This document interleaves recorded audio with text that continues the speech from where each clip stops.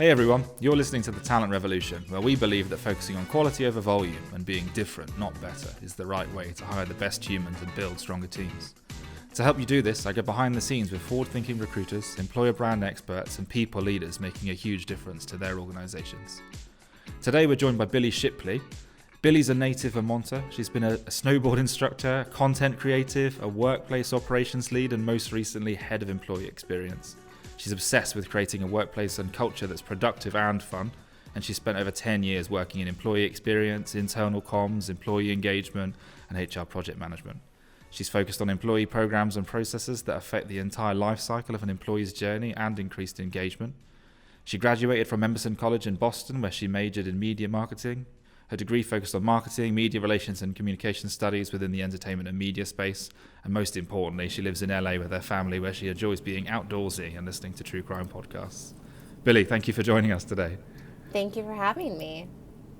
Cool. So really excited to spend some time kind of learning more from the best of the best in employee experience. And I guess to get us going in that vein, where do you go, right? Like if someone's looking to improve their knowledge around employee experience or offer a better experience to their team, where are you turning to? Who are you listening to? I think the best way that I've learned about employee experience is from my day-to-day job. I started as an office manager personally. Like the employees were my customers. LinkedIn Learning, Adam Grant, Brene Brown, just sucking up all the organizational development information and anything around humans in the workplace. Sure. No, I mean, that makes loads of sense. I think building on that, like what's the biggest mistake you're seeing organizations make from an employee experience perspective? I think when people kick someone out the door, you see a lot of people give a 2-week notice and they're asked to leave then and there. Like they're the enemy, especially if an employee has been there for a few years.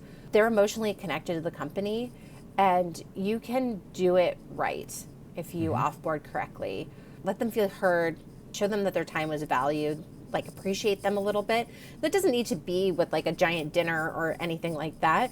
But, you know, doing an exit survey that's in person, asking questions, especially if someone's in let it burn mode, fine, don't have the full 2 weeks, but like listen to them, let the steam out a little bit. So when they go and they talk about your company to their friends, to their family, to their networks, to their alumni networks, to future employees, they're talking positively about you. And when you're doing those surveys, you may learn something along those ways.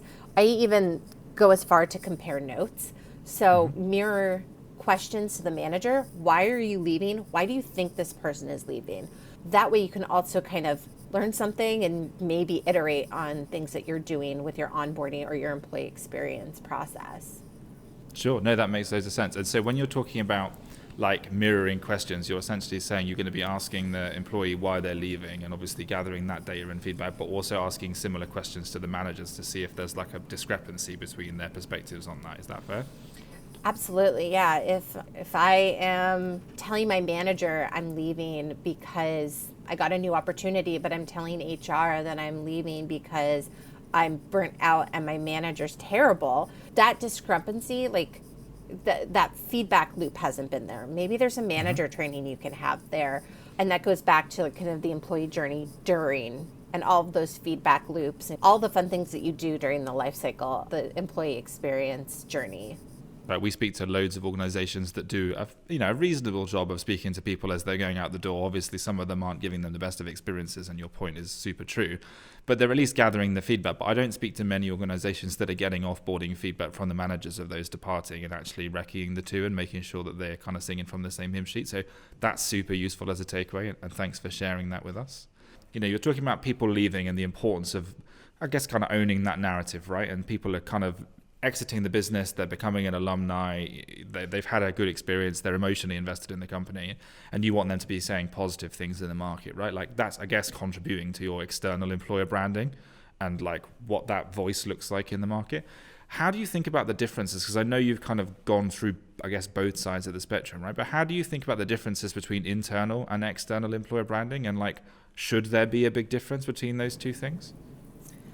I think they are very different, but they connect in so many ways. So I look at internal, what's going on? Why is it fun to be here? Keeping people engaged, which engagement is just the emotional connection they have to the company. And you can take that and you can turn it into an external message, but it's going to have a slightly different story behind it. When I'm looking at like external, I'm telling the truth, but I'm telling a rose-colored glasses of it. I think internal messaging, if you're doing it right, you're telling more of the truth of what's going on. People want authenticity within their role, like within their companies.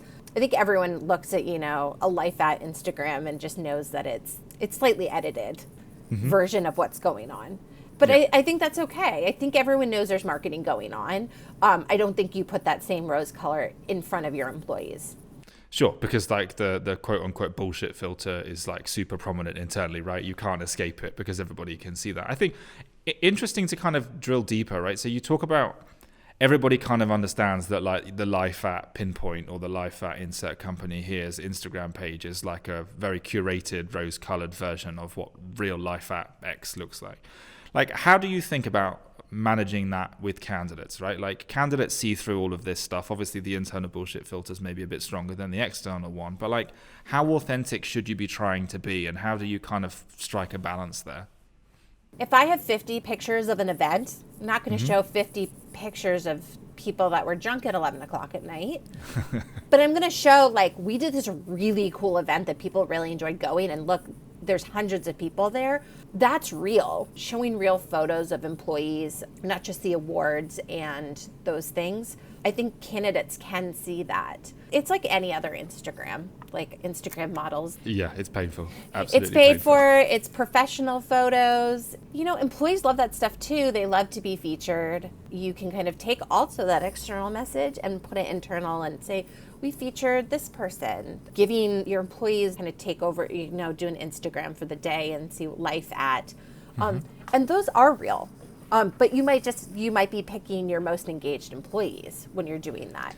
For sure. Yeah, that makes sense. I think like we've seen some stuff out in the market of like literally people doing super, we're going to call it authentic. Sometimes that means low quality, but like just stuff on their phones. Like this is my desk. This is the people who sit around me. This is what I spend my day doing. And it's not like overly edited and polished, but it seems to really resonate with an audience because they're getting like a truer picture of what life's actually like at the organization. Right. But then your point is super valid. Like they're still cherry picking the super happy, smiley, pretty, like engaged employees rather than like Bob in the corner who's miserable. Right. So that totally makes sense to me. But you said something super interesting there, and we talked about this a little bit before, right? But in the context of using employees from an external employer branding perspective, right? And we talk, we'll come back to this a bit later, but we talk about like some of the bigger like issues in the marketplace and like companies taking stances on things. How do you get employees and like team members engaged with those issues, or like how do you get them participating in terms of your external employer brand without feeling like abused, I guess, is the point. I mean, we kind of talked about this. People don't want to be the face of LGBTQ plus necessarily. They may want to. You kind of have to work on yourself first internally. It can't be bullshit, especially ERGs. I mean, some of their pillars could be marketing of we're looking to recruit more diverse people in that group. So if you're looking for more Black employees, they want to be going out and finding more Black employees to join your company. That could be their pillar. And so external is part of that. But it needs to be their choice. I think that's what it really boils down to. I've had some history with people telling me, I'm not comfortable yet doing that. And I think it's okay to say, like, you know what, let's pause for a second and just make sure that what we're putting out there is authentic.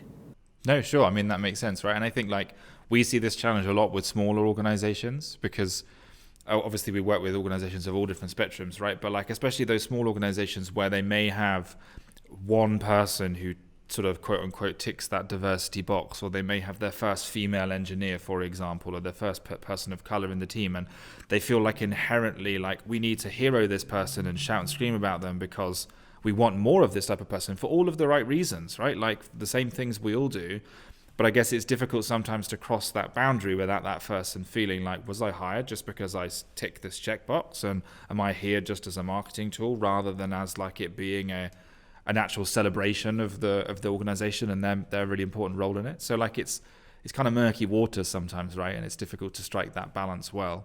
No one wants to be the token fill in the blank. You're always the female engineer. That's a great example of always going out and doing speaking and things like that. You know, some people love that. Some people don't want to be that. And I think also the celebration has to be authentic too. You can't just say that, yay, first female engineer. Like, that's awesome. But I think that that person's work speaks for itself, how that person wants to be celebrated. Even some of the, you know, these token holidays that we have become bigger and bigger, like Women's Month, making a very big deal and doing a lot of events around it. Google goes really hard on that. We've talked holistically about like individual component parts of employee experience, right? But like employee experience as a field or as a area of interest is huge, right? You talked about this idea of employee experience being a circle. Can you kind of elaborate on what that means to you? You hear about the company, you apply, you're recruited, you're onboarded, you have your journey through, whether you're promoted, then, you know, you have your offboarding, your alumni status, and some people boomerang. But I think that's that part of like, go back to the marketplace and like come back even more well-versed and a better version of yourself. There was a reason we hired you in the first place. So I think that's really interesting, right? Because the point that you made around like the employee experience circle kind of resonates with me. Like I think there's a similar concept and like lots to be learned from the world of marketing in this regard, right? So like Gartner, as much as they're like a stodgy old organization, have this interesting thing like from lead to loyad.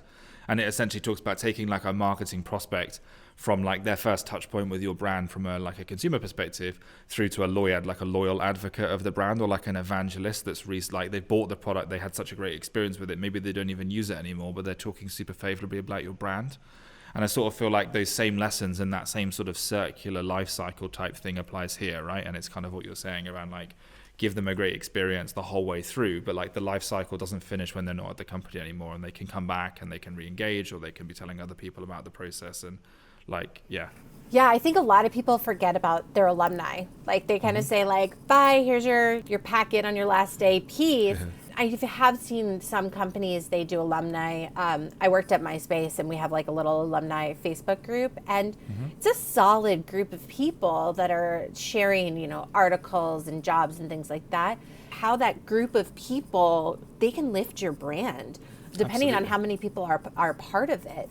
And so I think that the alumni side is something I haven't necessarily explored, but I am a really big advocate for that side of employee experience. Maybe because I'm part of like a big alumni, like with college. But yeah, no, sure. But I think that same thought process applies, because you may not be like donating back to your college, but you're donating like a marketing brand back to this organization, good or bad. That's it. And you're even doing that subconsciously, right? Like you might be out there shouting and screaming about Emerson College and the fantastic or not fantastic experience you had there either way. Fantastic. But like, great, Fantastic, there you go. Good plug for Emerson there. But like, even if you're not shouting and screaming about it, your actions and your success and your life are a reflection of your experience there. And I feel like it's the same post-employment, right? If someone has a experience at Pinpoint and they leave and they go on and do amazing things, that reflects really positively on us either way. Even if that person never says the word Pinpoint ever again, right? Like their post-Pinpoint life some way comes back to us and reflects on us, whether it should or it shouldn't. And so like I feel like people don't do enough of a job even just listening, like forget talking, but just like listening to what's being said and like understanding the narrative post-employment is super, super important. That's an amazing point. I've actually haven't thought about the unsaid, and now I'm going to be doing so much research on this after this call. There's so many articles about MySpace or alumni that have gone to create companies, and that sticks with them. That keeps reflecting on that company, whether it exists or not. MySpace does exist still, in case anyone is curious. In case anyone's still wondering. Yeah. But that's the thing, like to bring that point home, I think like I've got a book on my bookshelf called The PayPal Mafia, and it talks about people's experiences at PayPal, but also these incredible individuals that came out of that experience and went on to found the next great stage of companies, and the experiences that those people came, and so on and so forth, right? And like all of those things positively reflect on the PayPal experience, good and bad. It's an authentic voice, but the voice is like people who were there were awesome and what a worthwhile experience. And I think that might not be, people might not be writing books about your organization, but they are talking, and you should be listening even if you're not part of the conversation, right? And them talking poorly, I mean, I can even see that as being a benefit of how can we iterate on what we're doing. People are more honest after they leave. All the surveys, I'm sure, have some sort of cheery disposition on them about how people feel at their current companies. So I think like alumni is the best source of truth in kind of what was going well and what wasn't.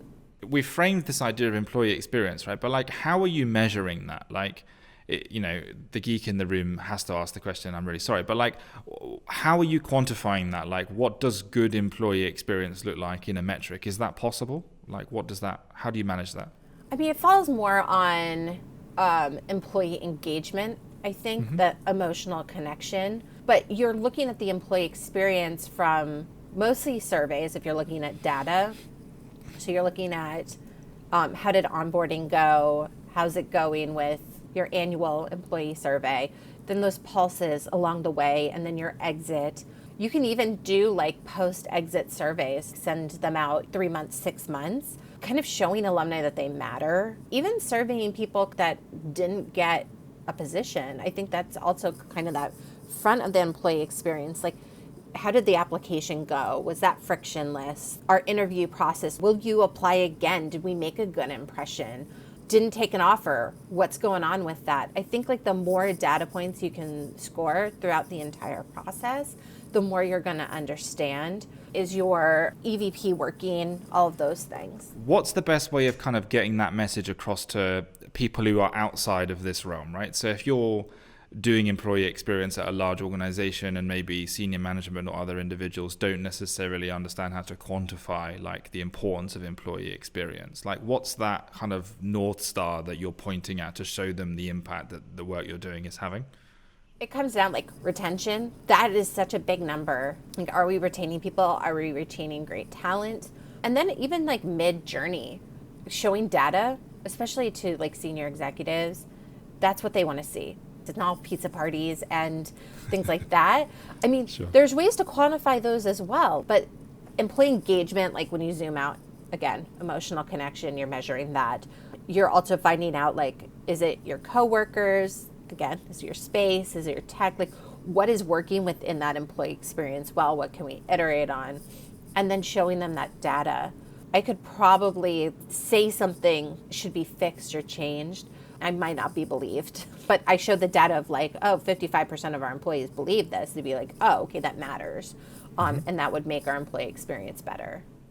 We talked about benefits and perks and the importance of these in the kind of general employee experience landscape, and how a lot of people kind of fall back to this notion of, you get to work with awesome people here, and you get to work with Sarah and Bob, and they're awesome, and that's why you should work here.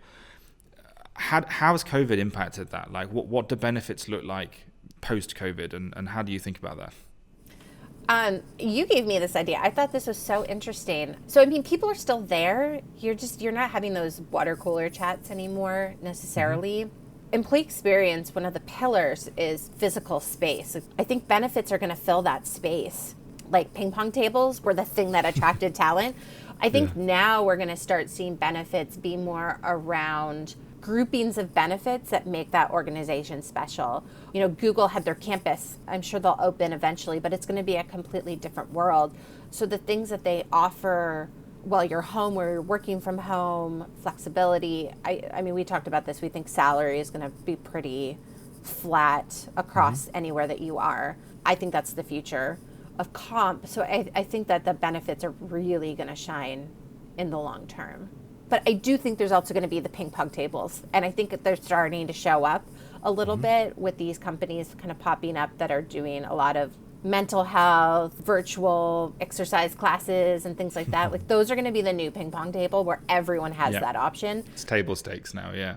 Unlimited PTO, like that was that new thing. I think we're going to see more of that. You touched on something interesting there, right? You talked about like benefits being the new kind of point of differentiation, and we like harp on about this here at Pinpoint. Like, we want organizations to think about being different, not just better, right? Like, you can't compete on every metric. You have to work out to be different. And I think for lots of organizations earlier in their journey, like including Pinpoint, right, we default to personalization. We work really bloody hard to try and personalize the experience of every member of the team and kind of understand as best we can that like we can create a benefit or we can roll something out, but every member of the team's going to experience that differently.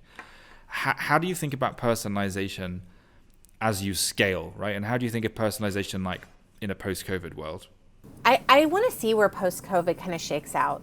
Honestly, I am seeing more companies starting to go back to the office now. I thought remote was going to be like that. That's it. That's what we have.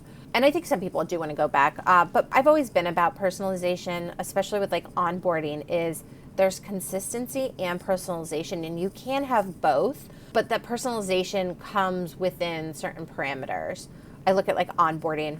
This is just like a really like logical one, but like if I'm looking at like how I want to set up my computer, like how do I work and be productive at my job?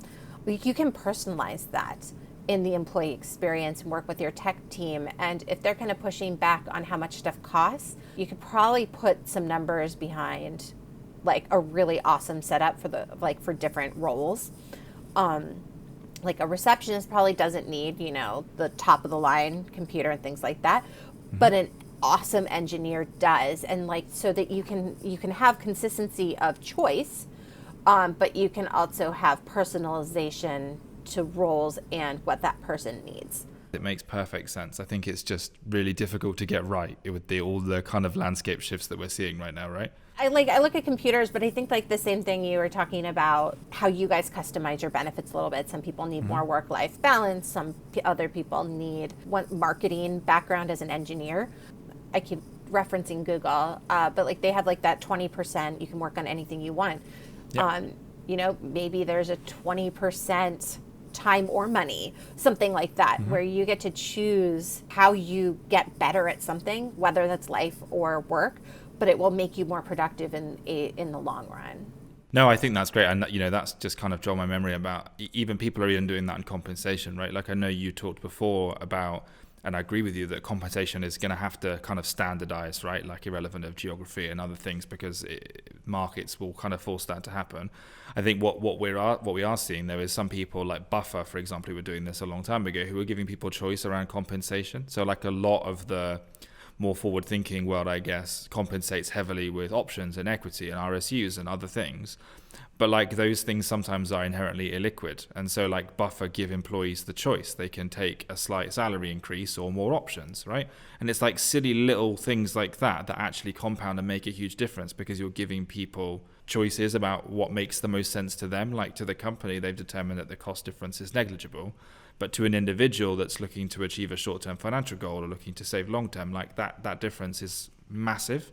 And I think it's about encouraging organizations to look at small tweaks or small choices they can introduce into their employee experience that gives those people those choices. I think like flexibility is a key driver of today's candidate market, right? And thinking about what you can do to easily offer that is like super low-hanging fruit. When you've been talking about benefits, like we've had a great chat so far generally about employee experiences, but like bringing this to life, like we can't have this conversation without talking about the recent BaseCamp activity, right? And some of the news they've put out into the market.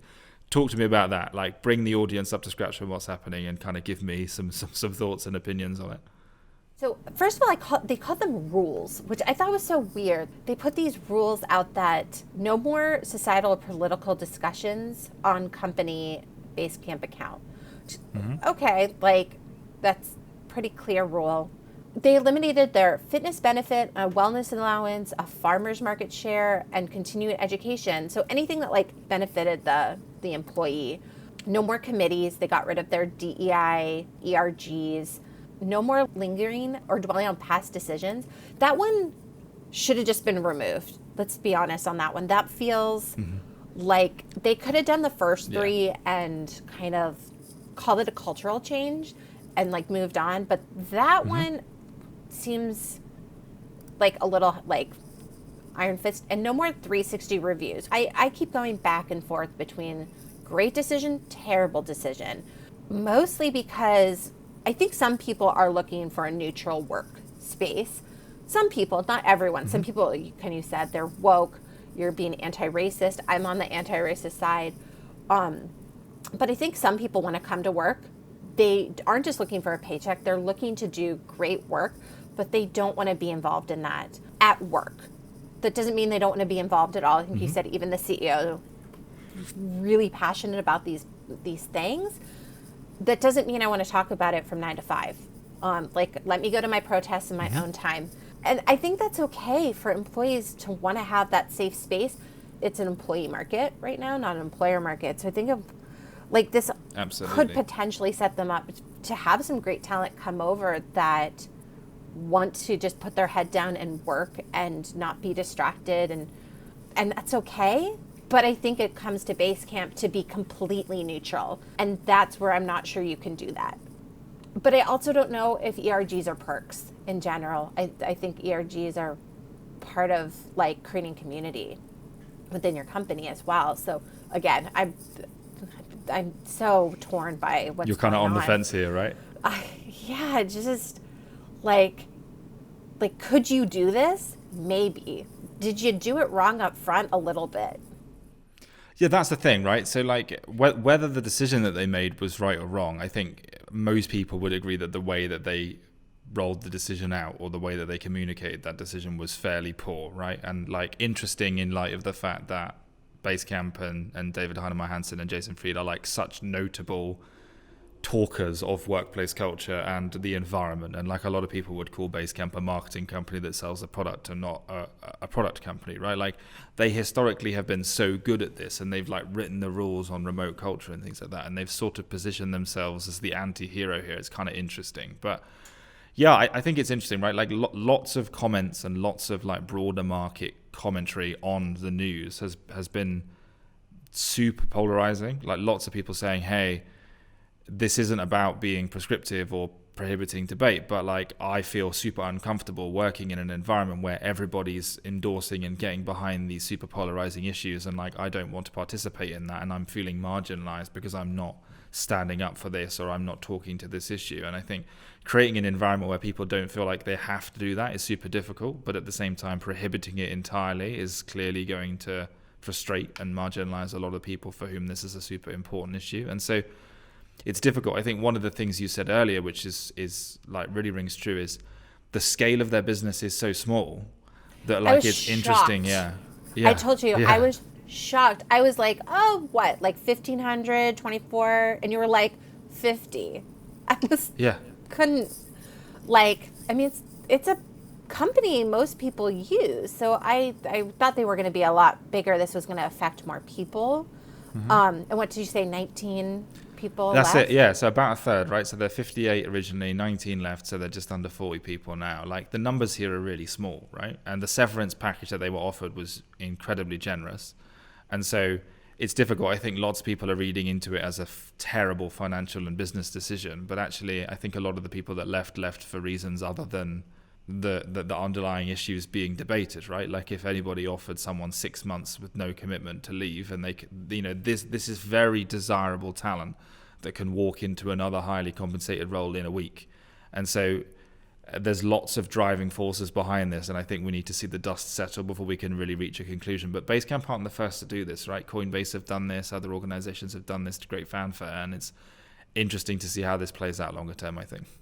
Just because you say it doesn't mean it didn't exist before in a lot of organizations. A lot of organizations are apolitical and ask people not to have those conversations at work. I think this is one of the first that put out like a statement about it, which, I mean, I think that's the controversial part of it, a pretty well-known brand. I'm just curious to see if they do it well. So, you know, if you're a gay employee and that's considered political, are you letting everyone come completely authentic with no, that's who you are, and and it's not considered political, that's who you are, go for it. How are they handling that? Like who people are is not controversial. Are they only handling the political things that are coming up? How are they checking on people? Things like that. Like how are they showing empathy to their employees? I think that's where it's going to kind of shake out. I mean, look, it's a minefield, right? And I think selfishly, the one thing I'll say is that, like, I'm glad they did it because we can all learn from this experience, good and bad, right? And we've got to watch this closely. But I think the ripples will benefit all of us if we actually pay attention here. And so thank you, BaseCamp, for doing that on everybody else's behalf. I want to wrap up with one final question, which I think is hopefully kind of bridges this all together. And you sort of, again, you've segued super nicely into this, because when you were talking about the way that BaseCamp did this, you sort of said there's a difference between what they say and what they do, right? And there's a difference between putting a blog post out there that says this is who we are as an organization and what it actually looks like on the inside and what they actually value. And so talk about core values and company values, right? Talk about like where they fit in this process, because you've got some super interesting views on how values should be rolled out and how they actually matter. Sure. So one of the best exercises is what irks you, like what really riles you up. When someone does something to you that really like kind of brings almost physical pain, that's a value. Someone's hitting a value for you. And I think that extends into a company. Like, how are we making decisions? What are things that no one survives? You know, they stay for 3-6 months based on their personality. Like, those are the things that I think you kind of start with. What do we stand for? And then what do we all universally say no to? And how are we making decisions? Like when we were talking earlier, I referenced the Amazon leadership principles. I think are a really good version of kind of, they talk about them every day. They like really lean into them. Some are really controversial on how they make their decisions. I think there's one about like, get it out there. It doesn't need to be perfect. And other companies, they want that quality. Perfection is everything. Where does everyone stand together? How are people making decisions without the CEO in the room? Does that CEO, is that how they would make that decision as well? And then you come together and you find all of those middle grounds, and those are your values. If they're a bunch of words on a wall, they don't work. You should be talking about your values every day, because it comes down to, I keep saying decisions, but that's absolutely what it is. Like if you're deciding everything from how are you doing your benefit package, how are you doing your PTO plans, things like that, they should all connect to your values in some way. Sometimes we look at how we make big decisions and those are the values. We also need to be looking at every person down to the receptionist should be using those as a decision-making tool. That makes perfect sense, right? And I think we see so many people get values just completely wrong, and they're almost worse than having no values when they're done in the way that you're talking about, right? Super created in a room by two people that haven't canvassed the business, stuck on a wall in a really dodgy looking poster, and they're done, right? Like that's the values of most organizations. And I think you're right. If you're not using your values to shape your decision-making process, they're pointless. And as you said, if you're not firing people because they don't adhere to those values, or those people aren't working their way out of the business, are they really that important to you, right? Yeah. I think honestly, most people work themselves out in generally, from what I've seen, when you have values, whether you put them on the wall or you determine what they are. Like those exist. If someone comes in and they don't see those values every day, whether you define them or not, I think that's the thing. Like cultures build this, and there's ways to iterate on them, and you need to double check. Some companies add 1 or 2 values once in a while. I'm always surprised when I see like 10 values. I love when they're defined. I think some people also just throw words up on a wall. People need to understand them. For sure. But as you say, like to me, there's no harm in the values evolving as the business does. Like the famous Facebook move fast and break things, which is now move fast with stable infrastructure, right? It's like the most telling of all of those things, right? Sometimes orgs change and scale changes and scope changes, and you shouldn't be afraid of amending your values to reflect that, but they should sort of be that North Star. And the further away they are from the values of the decisions that you're making, the less useful they are completely, I guess, right? Absolutely. And I think when the tops, like your executives make the values, you're kind of missing the point. They are part of the conversation. They're there, but you need to be looking so far deep down into how everyone, because when the lowest person on the totem pole makes a decision and it goes to the CEO, they need to partially agree in some way. Like, how did you get there? And that path should be kind of set up for them, especially when you're growing so fast. I think that's a thing. A company that scales really quickly, those values can help bring in how you're hiring, how you're interviewing, how you're defining what people's roles are. They show up everywhere. Even if they're not defined, they're still there. You just have to kind of dig and find out what they are and talk about them. I think that's another thing. A lot of people don't talk about their values every day, and they're just something they put on a website as well. They say we have these things, and that also doesn't count. Like Every employee should know all of your values and talk about them on a regular basis. Amazing. Billy, look, thank you so much for joining me today. I've learned a huge amount, and I'm sure everybody else listening has as well. And to everybody listening, thank you for joining us. Obviously, stay tuned and subscribe wherever you listen to podcasts. There's many more amazing guests like Billy coming in the next couple of weeks. And on this stuff specifically, right, if you've really enjoyed listening to Billy and want to dive deeper into some stuff on employee experience, I'd really recommend checking out a book called, funnily enough, The Employee Experience by Dr. Tracy Maylett, and another book called The Alliance by Reid Hoffman and Ben Kisnocher. There's loads of great stuff to build upon all the insights Billy's given us today. So thanks for listening, and look forward to seeing you in the next episode.